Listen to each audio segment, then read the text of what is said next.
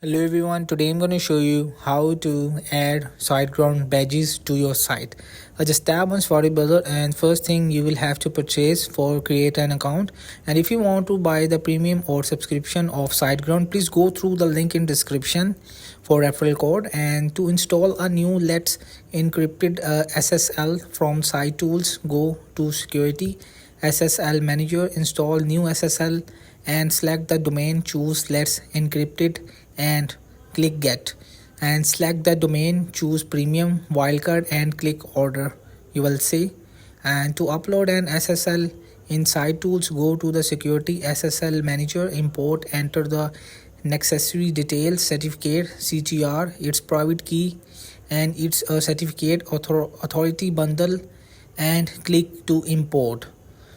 So basically the certificate is mean your badge. So how to view the SSL certificate? To view a Let's Encrypted and certificate, go to Site Tools, Security Manager and click on the kebab menu and click View Certificate. This will show you the certificate, CTR, its a private key and certificate authority bundle. So this certificate means it's add on your badge.